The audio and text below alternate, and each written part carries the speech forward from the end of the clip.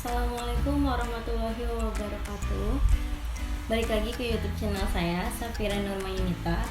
Saya mahasiswi dari Universitas Bina Sarana Informatika Kampus Kramat 98. Pada kesempatan kali ini, saya akan membahas tentang budget perubahan aktiva tetap dan budget kas.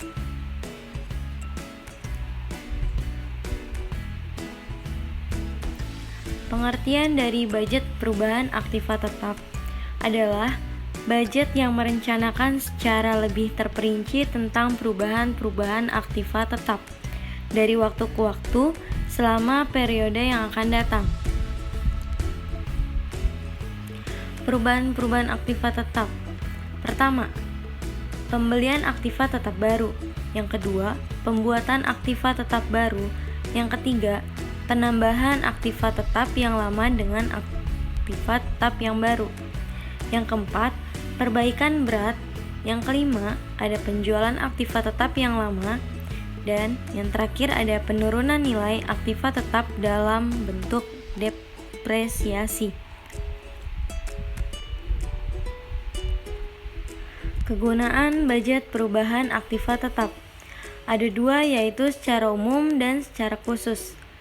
Secara umum, semua budget termasuk budget perubahan aktiva tetap mempunyai 3 kegunaan pokok, yaitu sebagai pedoman kerja, sebagai alat pengkoordinasi kerja, serta sebagai alat pengawasan kerja yang membantu manajemen dalam memimpin jalannya perusahaan.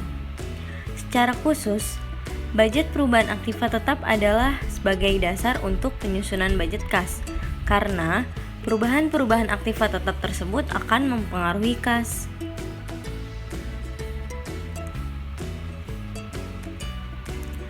Faktor-faktor yang mempengaruhi penyusunan budget perubahan aktiva tetap. Yang pertama, budget unit yang akan diproduksikan, khususnya tentang jenis, kualitas, dan jumlah kuantitas barang yang akan diproduksikan dari waktu ke waktu selama periode yang akan datang. Yang kedua, kondisi aktiva tetap lama yang sudah ada. Semakin baik kondisi aktiva tetap lama yang sudah ada, akan cenderung untuk tidak mengadakan perubahan-perubahan aktiva tetap. Yang ketiga, tersedianya modal yang dimiliki perusahaan. Modal yang cukup tersedia akan memungkinkan perusahaan untuk mengadakan penambahan aktiva tetap. Yang keempat, perkembangan teknologi, terutama yang berhubungan dengan mesin-mesin dan peralatan produksi.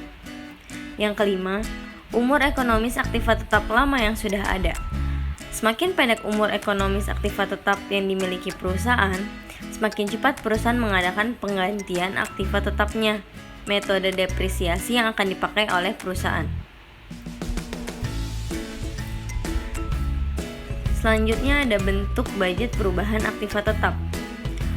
Budget perubahan aktiva tetap sebagai salah satu pendukung neraca atau balance sheet supporting budget harus cukup sistematis dan terperinci sehingga dapat berfungsi sebagai pedoman kerja, alat pengkoordinasian kerja, dan alat evaluasi kerja.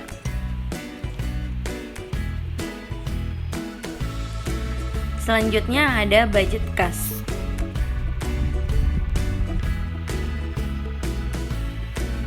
Pengertian budget kas.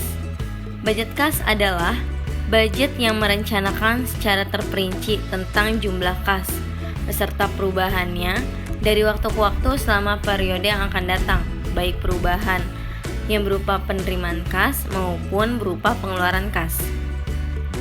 Kegunaannya ada dua, secara umum dan secara khusus.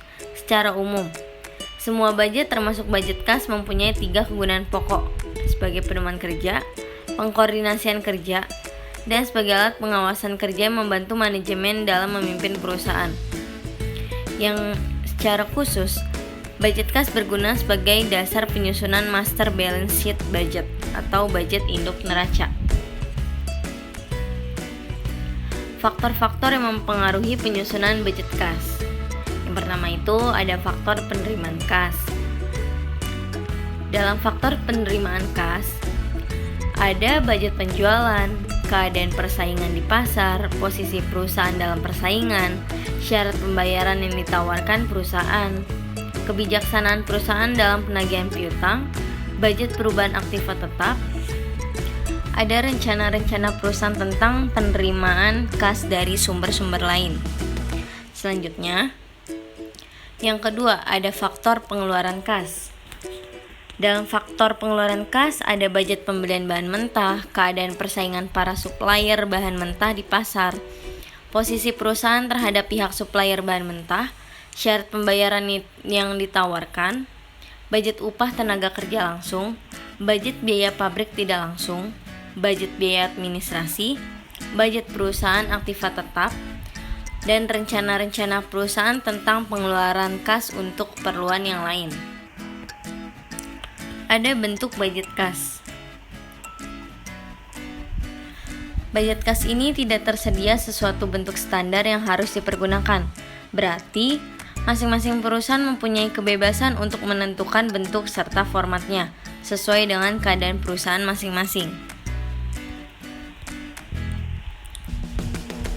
Oleh karena budget kas mencakup dua sektor, yang pertama ada sektor penerimaan kas dan pengeluaran kas.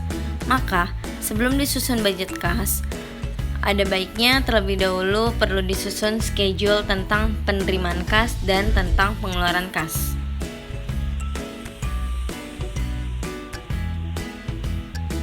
Terima kasih.